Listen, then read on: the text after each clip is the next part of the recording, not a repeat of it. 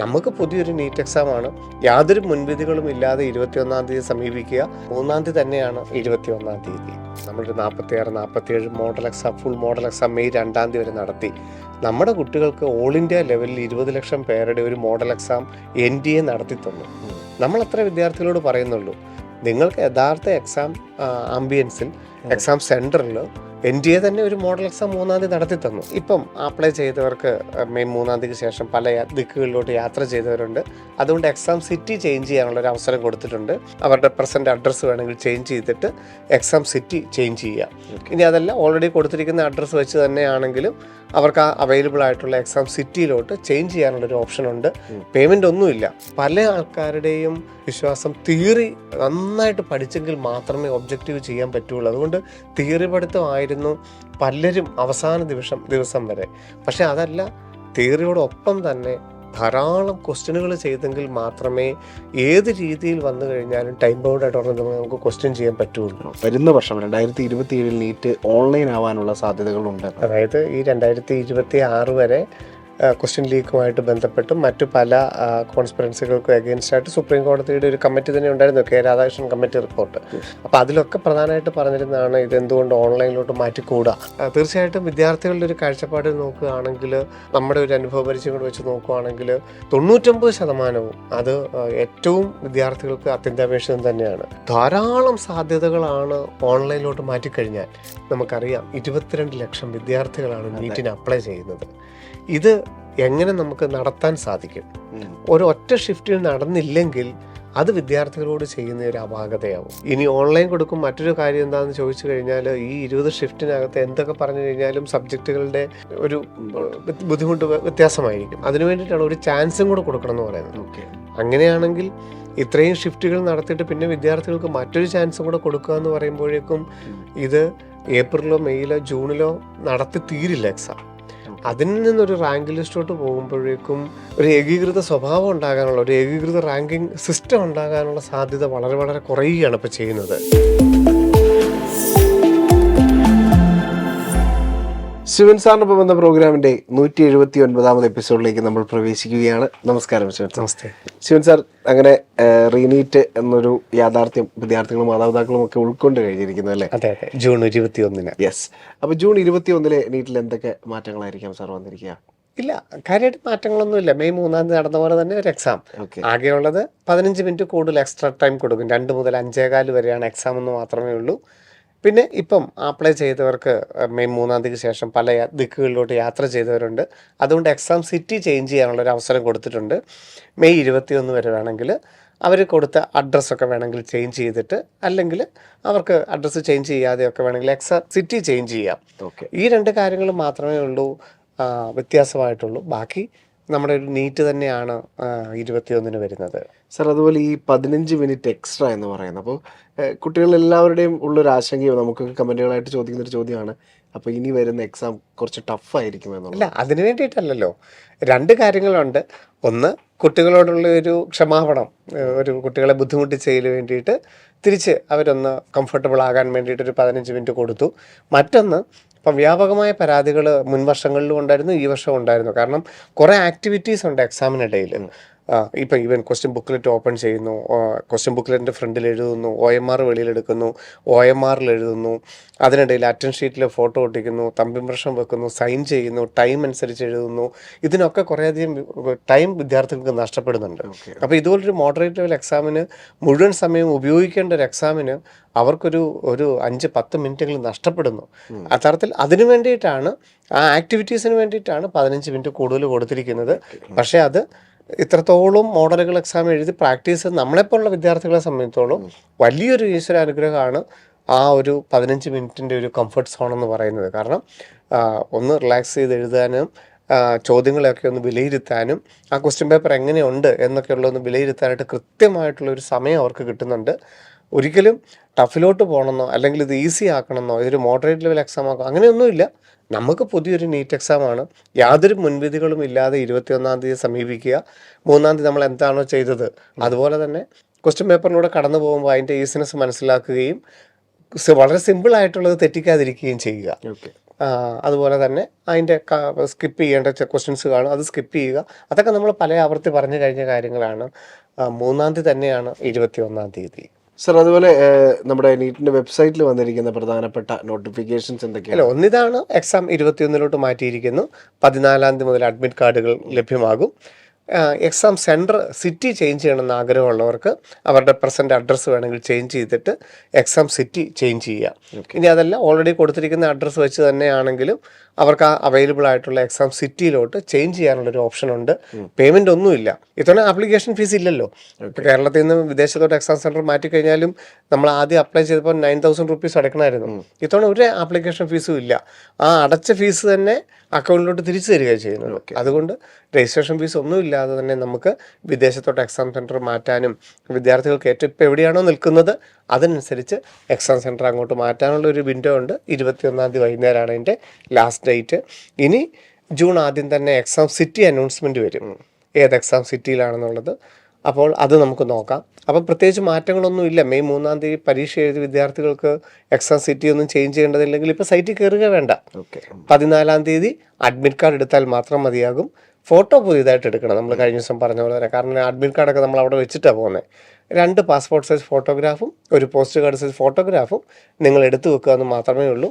ബാക്കി മെയ് 3 തന്നെയാണല്ലോ ആവർത്തിക്കുന്നത്. അവരുടെ ഉണ്ട് ആധാറും ഒക്കെ അവരുടെ ഉണ്ട്.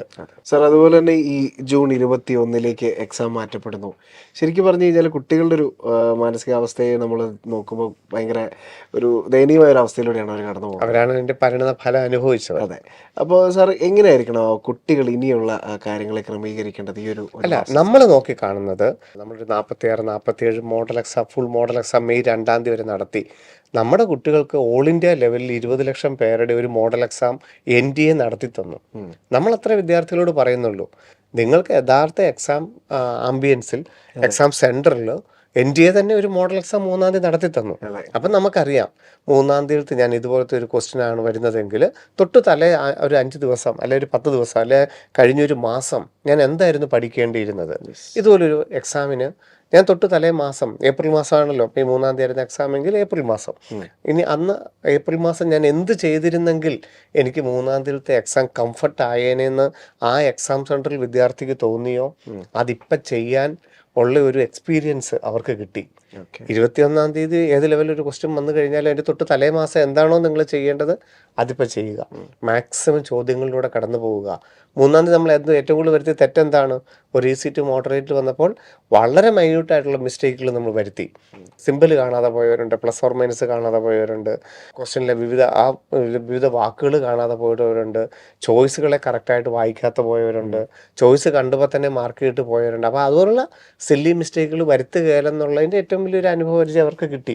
അപ്പോൾ മാക്സിമം ചോദ്യങ്ങളിലൂടെ കടന്നു പോവുക. ബയോളജി ഏറ്റവും നന്നായിട്ട് വായിച്ച് തീർക്കുക. സ്കോറിങ് ഏറ്റവും നന്നായിട്ട് സ്കോർ ചെയ്യാനുള്ള രീതികൾ എന്തൊക്കെയാണ് അതൊക്കെ അവർ പഠിച്ചു. ആ രീതിയിലോട്ട് മുമ്പോട്ട് പോകുക എന്നുള്ളത് തന്നെയാണ് ചെയ്യേണ്ടത്.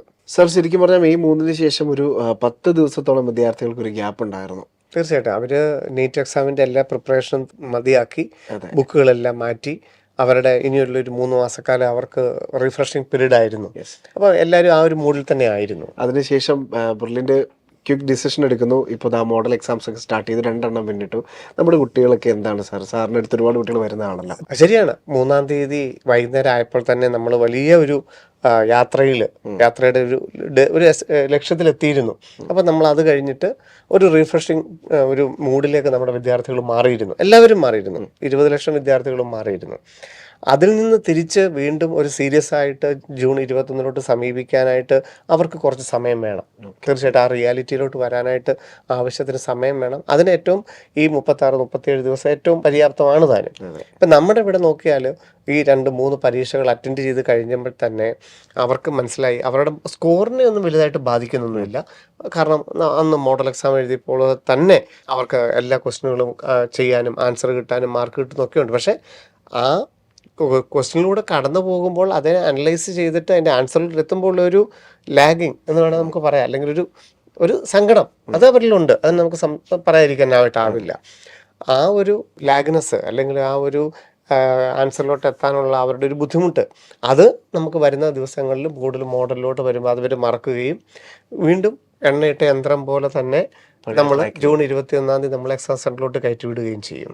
സാറേ, ഈ റീനീറ്റിന്റെ വരുന്നത് ഫലമായിട്ട് 2 ടൈപ്പ് വിദ്യാർത്ഥികളാണ്. ഒന്ന് നല്ല സ്കോർ ചെയ്ത് മുന്നിൽ നിന്നവർ, തീർച്ചയായിട്ടും മാർക്കൊക്കെ കാൽക്കുലേറ്റ് ചെയ്തിട്ട് 600 മുകളിലൊക്കെ പറഞ്ഞ വിദ്യാർത്ഥികളുണ്ട്. രണ്ടാമത് നല്ലൊരു സ്കോർ വാങ്ങാൻ ചെറിയ സില്ലി മിസ്റ്റേക്സ് ഒക്കെ കാരണം അത് നഷ്ടപ്പെട്ടവർ.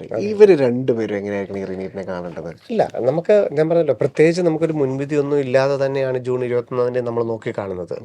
പിന്നെ 600 മുകളിലുള്ളവർക്ക് മനസ്സിലായി ഇതുപോലെ ഒരു easy to moderate level question വന്നു കഴിഞ്ഞാലും കംഫർട്ടാണ്, എനിക്ക് അതേ സ്കോർ തന്നെ കിട്ടും എന്നുള്ളത്. അപ്പോൾ ഇനി അതിനെ ബെറ്റർ ആക്കാനായിട്ട് ഞാൻ മുമ്പ് പറഞ്ഞു, നമ്മൾ തൊട്ട് തലേ ദിവസങ്ങളിൽ തലേ ആഴ്ചകളിൽ എന്തും കൂടെ ചെയ്തിരുന്നെങ്കിൽ എനിക്കത് ബെറ്റർ ആക്കാൻ സാധിക്കുമായിരുന്നു എന്നുള്ളത് അവർക്കറിയാം.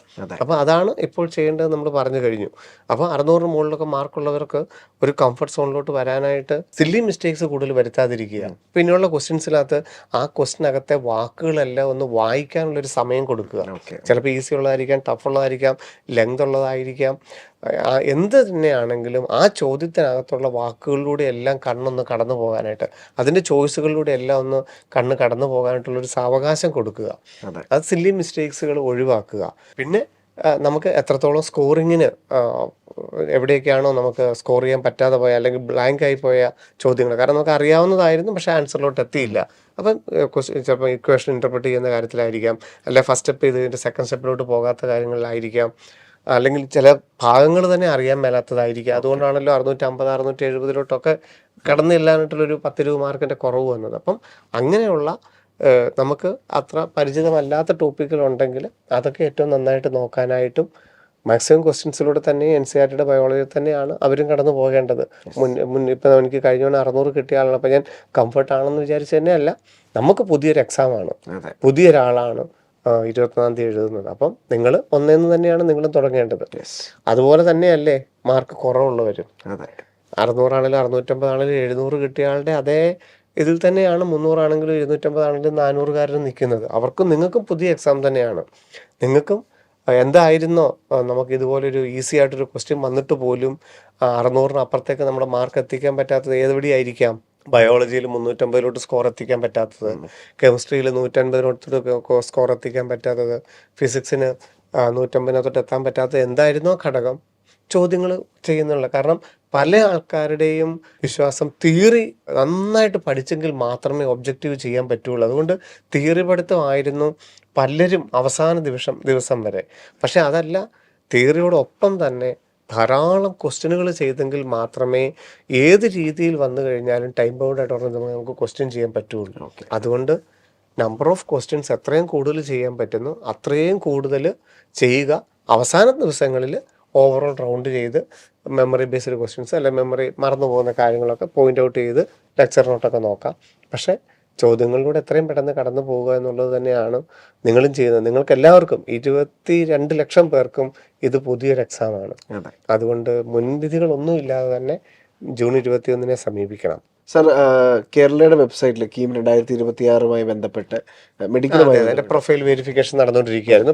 ഇന്നലെ 17-ാം തീയതി ആയിരുന്നു ലാസ്റ്റ് ഡേറ്റ്. അപ്പോൾ അതിൽ എന്തെങ്കിലും വെരിഫിക്കേഷനും കാര്യങ്ങളോ അല്ലെങ്കിൽ അതിൻ്റെ അപ്ഡേഷൻ്റെ ഭാഗമാകാത്തവർക്ക് ഇതിൻ്റെ എന്തെങ്കിലും മറ്റ് നടപടികളിലേക്ക് അതിനി അവസരങ്ങൾ വരും. ഇപ്പം കാറ്റഗറിയിൽ കറക്റ്റ് ആകാത്തവർക്ക്, നാഷണാലിറ്റി കറക്റ്റ് ആക്കാത്തവർക്ക്, നേറ്റിവിറ്റി കറക്റ്റ് ആകാത്തവർക്ക്, അങ്ങനെ ആരെങ്കിലും ഉണ്ട് അറിയാതെ പോയവരുണ്ടെങ്കിലും അവർക്ക് ഇനി അവസരം കിട്ടും. നേറ്റിവിറ്റി നാഷണാലിറ്റി ഒക്കെ കറക്റ്റ് ചെയ്യാൻ അവസരം കിട്ടും.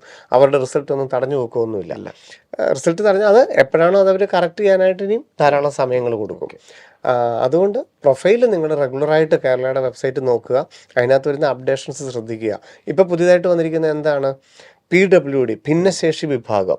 അതായത് നമുക്കറിയാം നീറ്റിന് ഏറ്റവും മിനിമം ക്വാളിഫൈ ചെയ്യുന്ന മാർക്കേ ഉള്ളെങ്കിൽ പോലും ഗവൺമെൻറ് കോളേജുകൾ കിട്ടുന്നതാണ് PWD വിഭാഗം. 40% മുകളിലാണ് നമ്മളുടെ ഡിസബിലിറ്റി എങ്കിൽ നമുക്ക് PWD വിഭാഗത്തിനായിട്ട് അപ്ലൈ ചെയ്യാം.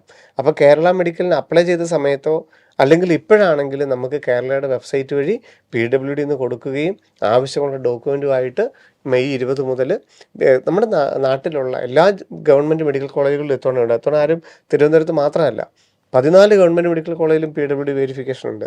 ആ കോളേജുകളിൽ പോവുകയും നമ്മുടെ PWD വെരിഫിക്കേഷൻ കംപ്ലീറ്റ് ആക്കുകയും ചെയ്യാം. സാർ ഇപ്പോൾ കേരള മെഡിക്കലിൽ അപ്ലൈ ചെയ്യാൻ പറ്റാത്ത ഒരു ചെറിയൊരു ഉണ്ട്, ചെറിയൊരു ശതമാനം ആൾക്കാരുണ്ട് നീറ്റിന് അപ്ലൈ ചെയ്തു പക്ഷേ കീമിന് അപ്ലൈ ചെയ്യണമെന്ന് അറിയാൻ മേലാത്ത വിദ്യാർത്ഥികളുണ്ട്. അവർക്ക് ഒരു അവസരം കൂടി വരും. എന്താണെങ്കിലും കേരള എൻട്രൻസ് കമ്മീഷൻ കേരള മെഡിക്കലിന് അപ്ലൈ ചെയ്യാനായിട്ടൊരു അവസരം കൊടുക്കും. അതുപോലെ തന്നെ കാറ്റഗറി കൊടുക്കാത്തവരുണ്ട്. ഓക്കെ. അപ്പോൾ അവർക്ക് ഇപ്പോൾ ഈ 17-ാം തീയതി വരെ ഇമെയിൽ ചെയ്ത് കൊടുക്കാൻ പറഞ്ഞിരുന്നു. EWS, OBC അങ്ങനെയുള്ള കാറ്റഗറി പുതുതായിട്ട് ആഡ് ചെയ്യാനായിട്ട് ഇമെയിൽ ചെയ്താൽ മതിയായിരുന്നു. ഇനിയും അതിനൊക്കെ ഇനി അവസരം വരും. കേരളയുടെ വെബ്സൈറ്റ് റെഗുലറായിട്ട് നോക്കിയാൽ മാത്രം മതിയാകും. പുതിയതായിട്ട് അപ്ലൈ ചെയ്യാം, പുതിയതായിട്ട് കാറ്റഗറിയും ആഡ് ചെയ്യാം. സാർ അതുപോലെ NRI വെരിഫിക്കേഷൻ ഇതുവരെ ഇല്ല, അത് ചെയ്തിട്ടില്ല. അതിന് വരുന്നതേ ഉള്ളൂ. അതിന് പുതിയതായിട്ട് കൊടുക്കാൻ പറ്റുമോ? കൊടുക്കുകയും ചെയ്യാം. ഇപ്പം നീറ്റിന് മെയ് 3-ാം തീയതി ഒക്കെ ചെറിയ മാർക്ക് കുറഞ്ഞു പോയാൽ ഒത്തിരി പേര് ചോദിച്ചു ഇനി ഒരു NRIക്ക് ആഡ് ചെയ്യാൻ പറ്റുമോ. തീർച്ചയായിട്ടും ഓൾറെഡി NRIന്ന് അപ്ലൈ ചെയ്ത് ഡോക്യുമെൻറ്റ്സ് അപ്ലോഡ് ചെയ്തവരുടെ വെരിഫിക്കേഷൻ അടുത്ത ആഴ്ച വരുന്നുണ്ട്.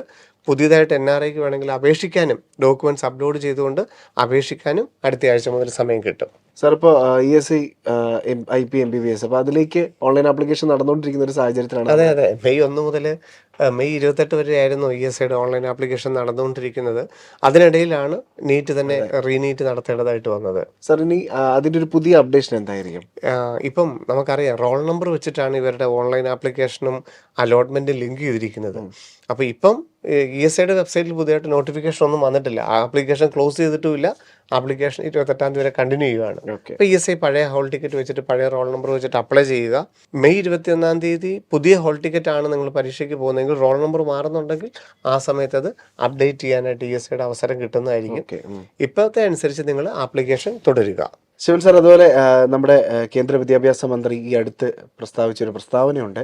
അത് മറ്റൊന്നുമല്ല, വരുന്ന വർഷം 2027 നീറ്റ് ഓൺലൈൻ ആവാനുള്ള സാധ്യതകളുണ്ട്. അതായത് ഈ 2026 വരെ ക്വസ്റ്റ്യൻ ലീക്കുമായിട്ട് ബന്ധപ്പെട്ടും മറ്റു പല കോൺസ്പിറൻസികൾക്കും അഗെയിൻസ്റ്റായിട്ട് സുപ്രീം കോടതിയുടെ ഒരു കമ്മിറ്റി തന്നെ ഉണ്ടായിരുന്നു, കെ രാധാകൃഷ്ണൻ കമ്മിറ്റി റിപ്പോർട്ട്.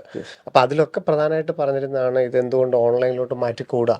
കാരണം ക്വസ്റ്റ്യൻ പ്രിൻറ്റിങ് അത് പല ഭാഷകളിലോട്ട് മൊഴിമാറ്റം ചെയ്യപ്പെടുന്നു, പല രാജ്യത്തെ പല മേഖലകളിലോട്ടും ഡിസ്ട്രിബ്യൂഷൻ ചെയ്യുന്നു, എക്സാം സെൻറ്ററുകളിൽ ക്വസ്റ്റ്യൻ എത്തിക്കേണ്ടി വരുന്നു. അപ്പോൾ ഒരു വലിയ ഇതുപോലുള്ള വിവാദങ്ങൾ നടക്കാനുള്ള മേഖലയിൽ നിന്ന് ഓൺലൈൻ ആയി കഴിഞ്ഞാൽ അതെല്ലാം നമുക്ക് മാറ്റാനായിട്ട് സാധിക്കും. ആ പ്രിൻറ്റിംഗ് എന്നുള്ളൊരു പ്രോസസ്സും ഡിസ്ട്രിബ്യൂഷൻ എന്നുള്ളൊരു പ്രോസസ്സേ അങ്ങ് മാറി കിട്ടും. അപ്പോൾ അത് ഇങ്ങനെയുള്ള ലീക്കൊക്കെ ഉണ്ടാകാനുള്ള എല്ലാ സാധ്യതകളും അടയും.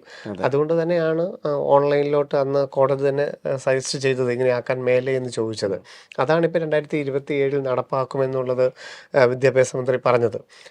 തീർച്ചയായിട്ടും വിദ്യാർത്ഥികളുടെ ഒരു കാഴ്ചപ്പാടിൽ നോക്കുകയാണെങ്കിൽ, നമ്മുടെ ഒരു അനുഭവ പരിചയം കൂടെ വെച്ച് നോക്കുകയാണെങ്കിൽ 99% അത് ഏറ്റവും വിദ്യാർത്ഥികൾക്ക് അത്യന്താപേക്ഷിതം തന്നെയാണ്. കാരണം ഇപ്പോൾ ഉള്ള ഈ ഒരു ഓവർ ആങ്സൈറ്റിയിൽ വരുത്തുന്ന തെറ്റുകൾ, അതുപോലെ തന്നെ ക്വസ്റ്റ്യൻ ബബിൾ ചെയ്യുമ്പോൾ എടുക്കുന്ന സമയത്തിൻ്റെ കാര്യത്തിൽ റോൾ നമ്പർ തെറ്റിപ്പോവുക, ക്വസ്റ്റ്യൻ തന്നെ മാറി ബബിൾ ചെയ്യുക, ക്വസ്റ്റ്യൻ്റെ ആ ആൻസർ മാർക്ക് ചെയ്ത് കഴിഞ്ഞാൽ അത് നമുക്ക് വേണം മാറ്റാം, അവസാന സമയം വരെ വേണം നമുക്ക് മാർക്ക് ചെയ്ത് കഴിഞ്ഞാൽ ഓൺലൈനിൽ മാറ്റാം. അതുപോലെ തന്നെ നമുക്ക് ഒരു ഡൗട്ട് ഉള്ളത് നമുക്ക് പ്രിവ്യൂവിൽ വെക്കാം. അങ്ങനെ ധാരാളം സാധ്യതകളാണ് ഓൺലൈനിലോട്ട് മാറ്റിക്കഴിഞ്ഞാൽ. ഈ ഒരു ബബിൾ ചെയ്യുന്ന സമയം തന്നെ ലാഭം എന്ന് പറഞ്ഞു കഴിഞ്ഞാൽ തന്നെ എന്തുമാത്രം ഇതാണ്. അതുപോലെ ഒരു ആൻസർ മാർക്ക് ചെയ്യുമ്പോൾ ഒന്നും സംശയിക്കേണ്ടതില്ല. കൃത്യമാണെന്ന് തോന്നി കഴിഞ്ഞാൽ മാർക്ക് ചെയ്യാം. ഒരു 5 ക്വസ്റ്റ്യൻ ചെയ്ത് കഴിയുമ്പോൾ അത് തെറ്റാണെന്ന് തോന്നി കഴിഞ്ഞാൽ പോയി തിരിച്ച് മാർക്ക് ചെയ്യാം, അല്ലെങ്കിൽ അത് വേണ്ടെന്ന് വെക്കാം, ആൻസറേ വേണ്ടെന്ന് വെക്കാം. എല്ലാ അർത്ഥത്തിലും ഓൺലൈനിലോട്ട് മാറുന്നത് വിദ്യാർത്ഥികളുടെ കാഴ്ചപ്പാടിൽ അത് വളരെയധികം ഒരു അനുഗ്രഹം തന്നെയായിരിക്കും. പക്ഷേ നമുക്കറിയാം 22 ലക്ഷം വിദ്യാർത്ഥികളാണ് നീറ്റിന് അപ്ലൈ ചെയ്യുന്നത്. ഇത് എങ്ങനെ നമുക്ക് നടത്താൻ സാധിക്കും? ഒരു ഒറ്റ ഷിഫ്റ്റിൽ നടന്നില്ലെങ്കിൽ അത് വിദ്യാർത്ഥികളോട് ചെയ്യുന്ന ഒരു അപാകതയാവും.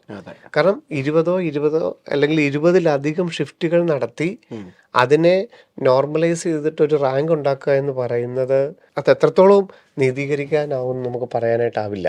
ഒന്നത്. പിന്നൊന്ന് ഇപ്പോൾ പറഞ്ഞിരിക്കുന്നത് ഹൈബ്രിഡ് മോഡൽ എന്നാണ് പറഞ്ഞിരിക്കുന്നത്. എന്ന് പറഞ്ഞാൽ നമ്മുടെ മെയിൻ സിറ്റികളിലല്ല, കമ്പ്യൂട്ടർ സെൻറ്ററുകൾ അവൈലബിൾ ആയിട്ടുള്ളിടത്തെല്ലാം ഓൺലൈൻ മാതൃകയിലും, വളരെ വിദൂര ഗ്രാമങ്ങളിലും കമ്പ്യൂട്ടറിൻ്റെ അത്ര ആക്സസിബിലിറ്റി ഇല്ലാത്തിടങ്ങളിൽ ഓഫ്ലൈനായിട്ടും നടത്താവുന്നതായിരിക്കും ഹൈബ്രിഡ് എന്ന് പറയാൻ സാധ്യത. അങ്ങനെയാണെങ്കിൽ ഇത് രണ്ടും സമയത്തിൻ്റെ വ്യത്യാസം ഉണ്ടായേക്കാം. അതിന് സമയം കൂട്ടി കൊടുത്താൽ പോലും ഇതിൻ്റെ രണ്ടിൻ്റെയും നമ്മളിപ്പോൾ പറഞ്ഞ ഈ കാര്യങ്ങളിലെല്ലാം കുറേ കൂടെയൊക്കെ നമുക്ക് സുതാര്യത വരുത്തേണ്ടതായിട്ടുണ്ട്. സാർ ഇപ്പോൾ പറഞ്ഞൊരു ഹൈബ്രിഡ് രീതി, സാർ ഇതല്ലാതെ ഈ എക്സാം സെന്ററിൽ പ്രിന്റ് എടുക്കുന്ന ഒരു ഹൈബ്രിഡ് രീതി കൂടി അത് ഹൈബ്രിഡും ചിലപ്പോൾ അങ്ങനെ ഉദ്ദേശിച്ചിരിക്കാം, അങ്ങനെയും ആ ശുപാർശക്കകത്തുണ്ട്. അതായത് എല്ലാ പരീക്ഷാ കേന്ദ്രങ്ങളിലും പ്രിന്റർ സെറ്റ് ചെയ്യുക, എന്നിട്ട് പരീക്ഷ തുടങ്ങുന്നതിന് 1 മണിക്കൂർ മുമ്പ് മാത്രം ആ PDF അല്ലെങ്കിൽ ആ പാസ്വേഡ് കൊടുത്തിട്ട് അല്ല PDF കൊടുത്തിട്ട് ക്വസ്റ്റ്യൻ പേപ്പർ ആ എക്സാം സെന്ററിൽ പ്രിന്റ് ചെയ്യുക. പ്രിന്റ് ചെയ്തിട്ട് OMR രീതിയിൽ തന്നെ പരീക്ഷ നടത്തുക. ഓഫ്ലൈനായിട്ട് തന്നെ പരീക്ഷ നടത്തുന്നു. അപ്പം അപ്പോഴും നമുക്ക് ഒരു ദിവസം പരീക്ഷ നടത്താനായിട്ട് സാധിക്കും. അതും ഒരു ഹൈബ്രിഡിൻ്റെ രീതിയാണ്.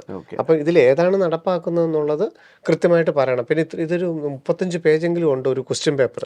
ഇപ്പം ബാങ്ക് ടെസ്റ്റ് എന്നൊക്കെ പറയുമ്പോഴത്തേക്കും ഒരു പേജിലുള്ളതാണ്. കാരണം പല ടെസ്റ്റുകളും UGCയിലൊക്കെ പല ടെസ്റ്റുകളും ഇപ്പം സാറ് പറഞ്ഞ പോലത്തെ ഹൈബ്രിഡ് രീതിയാണ്.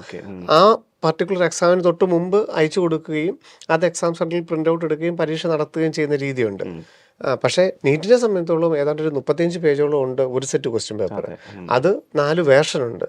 അപ്പം അത് എത്രത്തോളം നമുക്ക് ഫാസ്റ്റായിട്ട് പ്രിന്റ് ചെയ്യാനായിട്ട് സാധിക്കും, അതിൻ്റെ ടെക്നീഷ്യന്മാരെല്ലാം എല്ലായിടത്തും അവൈലബിൾ ആയിരിക്കുമോ, അത് എത്രത്തോളം ഒരു സെറ്റ് പിൻ ചെയ്ത് പെട്ടെന്ന് നമുക്ക് വിദ്യാർത്ഥികളിലോട്ട് എത്തിക്കാനായിട്ട് സാധിക്കുമോ, അതൊക്കെ പക്ഷെ പഠിച്ചിട്ടായിരിക്കുമല്ലോ. എന്താണെങ്കിലും ഇതിനെക്കുറിച്ച് തീർച്ചയായിട്ടും ഒരു നല്ല സ്റ്റഡി നടത്തിയിട്ടായിരിക്കും വിദ്യാഭ്യാസ മന്ത്രി അങ്ങനെ പറഞ്ഞിരിക്കുന്നത്. അപ്പം ഇതിലേതാണെന്നൊക്കെ ഉള്ളത് നമുക്ക് നേരത്തെ തന്നെ അറിയാനായിട്ട് സാധിക്കും. ഇനി ഓൺലൈൻ കൊടുക്കും മറ്റൊരു കാര്യം എന്താണെന്ന് ചോദിച്ചു കഴിഞ്ഞാൽ, ഈ 20 ഷിഫ്റ്റിനകത്ത് എന്തൊക്കെ പറഞ്ഞു കഴിഞ്ഞാലും സബ്ജക്റ്റുകളുടെ ഒരു ബുദ്ധിമുട്ട് വ്യത്യാസമായിരിക്കും. അതിനു വേണ്ടിയിട്ടാണ് ഒരു ചാൻസും കൂടെ കൊടുക്കണം എന്ന് പറയുന്നത്. അങ്ങനെയാണെങ്കിൽ ഇത്രയും ഷിഫ്റ്റുകൾ നടത്തിയിട്ട് പിന്നെ വിദ്യാർത്ഥികൾക്ക് മറ്റൊരു ചാൻസും കൂടെ കൊടുക്കുക എന്ന് പറയുമ്പോഴേക്കും ഇത് ഏപ്രിലോ മെയ്യിലോ ജൂണിലോ നടത്തി തീരില്ല എക്സാം. അതിൽ നിന്നൊരു റാങ്ക് ലിസ്റ്റോട്ട് പോകുമ്പോഴേക്കും ഒരു ഏകീകൃത സ്വഭാവം ഉണ്ടാകാനുള്ള, ഒരു ഏകീകൃത റാങ്കിങ് സിസ്റ്റം ഉണ്ടാകാനുള്ള സാധ്യത വളരെ വളരെ കുറയുകയാണ് ഇപ്പോൾ ചെയ്യുന്നത്. സാർ ഇപ്പോൾ അതുപോലെ നമ്മൾ JEE-മെയിൻസും അഡ്വാൻസും ഒക്കെ എടുക്കുമ്പോൾ JEE-മെയിൻസിലൊക്കെ പല ദിവസങ്ങളിലായിട്ട് പല ഷിഫ്റ്റുകളിലല്ലേ എക്സാം? JEE അഡ്വാൻസിന് ഒറ്റ ദിവസം. അപ്പം മെയ് 17-ാം തീയതി 2.5 ലക്ഷം വിദ്യാർത്ഥികളും ഒറ്റ പരീക്ഷ എഴുതി, ഒറ്റ ക്വസ്റ്റ്യൻ പേപ്പർ എഴുതിയത്. അതുകൊണ്ട് അതിന് ആ പ്രശ്നമില്ല. അതങ്ങനെയാണെങ്കിൽ നീറ്റിന് ഏറ്റവും നല്ലതാണ്. ഒരു ദിവസം 22 ലക്ഷം പേര് വിദ്യാർത്ഥികൾ എഴുതുകയാണെങ്കിൽ ഒറ്റ എക്സാം മതി, ഏറ്റവും നല്ലതാണ്. പക്ഷേ JEE-മെയിൻ അങ്ങനെയല്ല. JEE-മെയിൻ ജനുവരിയിൽ 10 ഷിഫ്റ്റ് നടത്തുന്നു. അവർക്ക് ഏപ്രിൽ ഒരു സാധ്യതയും കൂടെ ഉണ്ട്. വീണ്ടും ഏപ്രിൽ 10 സെറ്റ് ക്വസ്റ്റ്യൻ നടത്തിയിട്ടാണ് റാങ്ക് ലിസ്റ്റ് തയ്യാറാക്കുന്നത്. അവിടെ JEE-മെയിൻ്റെ ഓൾ ഇന്ത്യ റാങ്ക് വെച്ചിട്ട് 31 NIT-കളുണ്ട്, 25,000 BTech സീറ്റുകളുണ്ട്, IIIT-കളുണ്ട്, സെൻട്രൽ ഫണ്ടഡ് ഇൻസ്റ്റിറ്റ്യൂട്ടുകളുണ്ട്. JEE അഡ്വാൻസ്ഡിൻ്റെ ഒരു പ്രിലിമിനറി എക്സാം മാത്രമാണ് JEE-മെയിൻ. അങ്ങനെ ഒരു വിദ്യാർത്ഥിക്ക് ധാരാളം സാധ്യതകളുണ്ട്. അവനൊരു ഒരൊറ്റ ലക്ഷ്യത്തിന് വേണ്ടിയിട്ടല്ല JEE-മെയിൻ എഴുതുന്നത്. പക്ഷെ മെഡിക്കൽ എഴുതുന്ന 22 ലക്ഷം വിദ്യാർത്ഥികളുടെയും MBBS എന്നുള്ളതാണ്, ഗവൺമെൻറ് MBBS എന്നുള്ളതാണ്, പറ്റുമെങ്കിൽ എയിംസ് ഡൽഹി പഠിക്കുക എന്നുള്ളതാണ് അയാളുടെ ആഗ്രഹം. ഓൾ ഇന്ത്യ റാങ്ക് 50-നകത്ത് വന്നാലേ ഡൽഹി കിട്ടുകയുള്ളൂ. ഓൾ ഇന്ത്യ റാങ്ക് 4000-നകത്ത് വന്നാലേ ഏതെങ്കിലും ഒരു എയിംസ് കിട്ടുകയുള്ളൂ. ഓൾ ഇന്ത്യ റാങ്ക് 25,000-നകത്ത് വന്നാലേ ഇന്ത്യയിൽ എവിടെയെങ്കിലും ഒരു ഗവൺമെൻറ് MBBS സീറ്റ് കിട്ടുകയുള്ളൂ. ഓൾ ഇന്ത്യ റാങ്ക് ഒരു 1 ലക്ഷത്തിനകത്ത് വന്നു കഴിഞ്ഞാലേ കേരളത്തിലാണെങ്കിലും ഒരു സ്വകാര്യ മേഖലയിലാണെങ്കിലും ഒരു സീറ്റ് കിട്ടുകയുള്ളൂ. അപ്പോൾ അവിടെ ഏതാണ്ട് ഒരേ ലക്ഷ്യത്തിന് വേണ്ടിയിട്ട് 22 ലക്ഷം വിദ്യാർത്ഥികൾ എഴുതുമ്പം ഈ കാര്യങ്ങളും കൂടെ NTA പരിഗണിക്കണം. ഓൺലൈൻ മാറ്റണമെന്നല്ല, ഓൺലൈൻ മാറ്റണം. കാരണം ഇപ്പം നടക്കുന്ന ഈ ഒരു പ്രതിസന്ധിയെ നിന്ന് കരകയറാനായിട്ട് NTAയുടെ മുമ്പിൽ അത് മാത്രം മാർഗ്ഗമുള്ളൂ. നമ്മളിപ്പോൾ മുമ്പ് പറഞ്ഞു, ക്വസ്റ്റ്യൻ തയ്യാറാക്കുക, ക്വസ്റ്റ്യൻ പ്രിൻറ്റിങ്ങിന് പോവുക, അത് 4 സെറ്റ് ക്വസ്റ്റ്യൻ ഉണ്ടാക്കുക, അതെല്ലാം വിവിധ ഭാഷകളിലോട്ട് മൊഴിമാറ്റുക, ഇതിൽ 2 സെറ്റെങ്കിലും പ്രിൻറ്റ് ചെയ്ത് രാജ്യത്തിൻ്റെ എല്ലാ ഭാഗങ്ങളിലും എത്തിക്കുക, ബാങ്ക് ലോക്കറിൽ സൂക്ഷിക്കുക, എക്സാം സെൻറ്ററിൽ എത്തിക്കുക എന്ന് പറയുന്ന വലിയൊരു പ്രോസസ്സിൽ നിന്ന് NTAക്ക് വളരെ സുതാര്യമായിട്ട് നടത്താനായിട്ട് സാധിക്കും ഓൺലൈനിലോട്ട് മാറ്റിക്കഴിഞ്ഞാൽ. പക്ഷേ അതിലും ഉപരിയാണ് വിദ്യാർത്ഥികളുടെ ഇത് നടപ്പാക്കുന്ന രീതി. ഇതിനെക്കുറിച്ച് കൃത്യമായിട്ടും വളരെ നേരത്തെ തന്നെ ചർച്ച നടത്തുകയും ഇതെങ്ങനെയാണ് ഇംപ്ലിമെൻ്റ് ചെയ്യുന്നതെന്നുള്ളത് NTA അനൗൺസും ചെയ്താൽ മാത്രമേ ഇതിനായിട്ട് തയ്യാറെടുക്കുന്ന വിദ്യാർത്ഥികൾക്ക് അതിനനുസരിച്ച് മുന്നോട്ട് പോകാനായിട്ട് സാധിക്കുകയുള്ളൂ. എങ്ങനെയാണ് എക്സാം നടത്തുന്നത്, ഓൺലൈൻ ആക്കി കഴിഞ്ഞാൽ തന്നെ ആ ഓൺലൈൻ ഏത് രീതിയിലാണ് നടത്തുന്നത്, ചോയ്സ് മാറ്റാനുള്ള അവസരമുണ്ടോ, അത് ഓഫ്ലൈൻ എക്സാം നടത്തുമ്പോൾ സമയം കൂടുതലുണ്ടോ, എന്താണ് ഹൈബ്രിഡ് മോഡൽ, അത് 2 ചാൻസ് കൊടുക്കുമോ, ഇതെല്ലാം നമുക്കിനി വരേണ്ടിയിരിക്കുന്നു. അപ്പം ഇപ്പോഴത്തെ ഇതിൽ ഓൺലൈനിലോട്ട് മാറ്റുമെന്ന് പറഞ്ഞത് 100% വിദ്യാർത്ഥികളുടെ ടെൻഷൻ കുറയ്ക്കുന്നതിനും ഏറ്റവും നല്ല രീതിയിൽ എക്സാം എഴുതുന്നതിനും ഒരു വിദ്യാർത്ഥിയെ പ്രാപ്തനാക്കും. ഇത് നടപ്പാക്കുന്ന രീതി വളരെയധികം ചർച്ച ചെയ്ത് മാത്രമേ ഇത് നടപ്പാക്കാവൂ എന്നുള്ളതാണ് നമുക്ക് NTAയോട് പറയാനുള്ളത്. അപ്പോൾ ശിവൻ സാർ ഇതിനിടയിൽ പങ്കുവെച്ച ഒരു വളരെ ഹൈലൈറ്റിംഗ് ആയിട്ടുള്ള ഒരു കാര്യം ഉണ്ടായിരുന്നു. അതെല്ലാവർക്കും വളരെ ശുഭാപ്തി വിശ്വാസവും ആത്മവിശ്വാസവും ഒക്കെ നൽകുന്ന ഒന്നാണ്.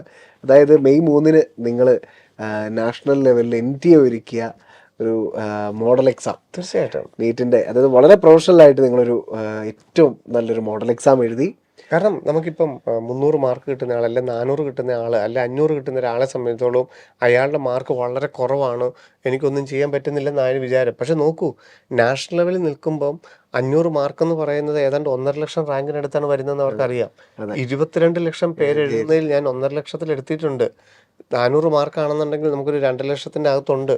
അതെ. അപ്പം നമ്മൾ അത്ര മോശമല്ല. നമ്മൾ ഒന്നും കൂടെ ഒരു സ്റ്റെപ്പ് നമുക്കൊന്ന് മുമ്പോട്ട് വെക്കാൻ സാധിച്ചാൽ നമുക്ക് ആ ആദ്യത്തെ 50,000-ത്തിനകത്തോട്ടും അവിടുന്ന് 25,000-ത്തിനകത്തോട്ട് വരാൻ പറ്റുമെന്നുള്ളത് നമ്മളെപ്പോഴും പറയുമായിരുന്നു.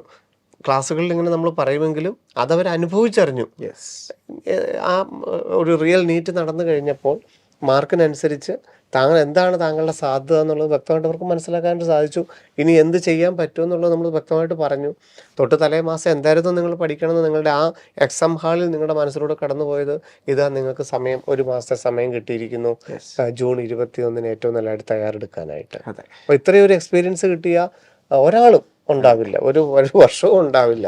അതുകൊണ്ട് മറ്റൊന്നും ചിന്തിക്കാതെ എന്തായിരുന്നു ആ സമയത്ത് നമുക്ക് കൂടുതലായിട്ട് നോക്കേണ്ടതായിട്ടുണ്ടായിരുന്നത്. ചിലർക്ക് ഇക്വേഷൻസ് ആയിരിക്കാം, ചിലർക്ക് കെമിസ്ട്രിയുടെ ഓവറോൾ ഒന്ന് നോക്കിയതിലായിരിക്കാം, ചിലർക്ക് ബയോളജി NCERT വായിക്കുന്ന കാര്യത്തിലായിരിക്കാം, ചിലർക്ക് സില്ലി മിസ്റ്റേക്കുകൾ വരുത്തിയ കാര്യത്തിലായിരിക്കാം. അപ്പം എല്ലാ കാര്യത്തിലുമുള്ള അനുഭവപരിചയം നിങ്ങൾക്ക് ലഭിച്ചു കഴിഞ്ഞു. ഇനി ഏറ്റവും നല്ല രീതിയിൽ അറ്റാക്ക് ചെയ്യാനായിട്ട് ശ്രമിക്കുക. പിന്നെ ഈ ഒരു ഇപ്പം നിങ്ങൾ കടന്നു പോകുന്ന ഈ ഒരു 1-2 ദിവസം കൂടെ നിങ്ങൾ കടന്നു പോകുന്ന ഒരു ലാഗ്നസ്, ഒരു ആ ഒരു ട്രാക്കിലോട്ട് വരാനുള്ള ഒരു മാനസികമായിട്ടുള്ള ഒരു തയ്യാറെടുപ്പ്, അതിനെ നമ്മൾ അതിജീവിച്ചേ പറ്റൂ. അത് നിങ്ങൾ പരീക്ഷകളിലൂടെ, മാർക്കുകളിലൂടെ, റാങ്കുകളിലൂടെ, ക്വസ്റ്റ്യൻ പേപ്പർ ഡിസ്കഷനിലൂടെ, റിസൾട്ട് അനാലിസിസിലൂടെ, നമ്മുടെ ഡയറക്ടേഴ്സിൻ്റെ മീറ്റിങ്ങിലൂടെ ഒക്കെ നിങ്ങൾ തിരിച്ച് ആ ട്രാക്കിൽ തന്നെ എത്രയും പെട്ടെന്ന് എത്തുകയും ചെയ്യും. അപ്പം ജൂൺ 21 എന്ന് പറയുന്നതിന് ഇനിയും 30-32 ദിവസങ്ങൾ അവശേഷിക്കുന്നുണ്ട്. ധാരാളം പ്രിപ്പയർ ചെയ്യാനുള്ള അവസരങ്ങളുണ്ട് ഏതൊരു വിദ്യാർത്ഥിയെ സംബന്ധിച്ചിടത്തോളം. യെസ്. അപ്പോൾ ശിവൻ സാറ് പറഞ്ഞ പോലെ തന്നെ നിങ്ങൾ ആ റിയാലിറ്റി ഉൾക്കൊള്ളുക. ഇനിയുള്ള ദിവസങ്ങളിലൊക്കെ ആത്മാർത്ഥമായിട്ടിരുന്ന് പഠിക്കുക. മാതാപിതാക്കളാണെങ്കിലും വിദ്യാർത്ഥികളെല്ലാം നന്നായി സപ്പോർട്ട് ചെയ്യുക. തീർച്ചയായിട്ടും പരീക്ഷകൾ മാക്സിമം എഴുതുക. യെസ്, അവർക്ക് ദൈവമായിട്ട് രണ്ടാമതൊരു അവസരം കൂടി തന്നിരിക്കുകയാണ്. അപ്പോൾ തീർച്ചയായിട്ടും ഒരുപാട് പ്രേക്ഷകരുണ്ട് ലോകമെമ്പാടും വരുന്ന ഈ ഒരു പ്രോഗ്രാം കാണുന്നവർ. നിങ്ങളുടെ എല്ലാവരുടെയും മക്കൾ ഒരിക്കൽ കൂടി ഒരു പുതിയ അംഗത്തിനായി നീറ്റ് 2026 തയ്യാറെടുക്കുകയാണ്. എല്ലാ വിജയാശംസകളും നേരുന്നു. നന്ദി, നമസ്കാരം. Brilliant Study Center, India's #1 coaching center for NEET and JEE.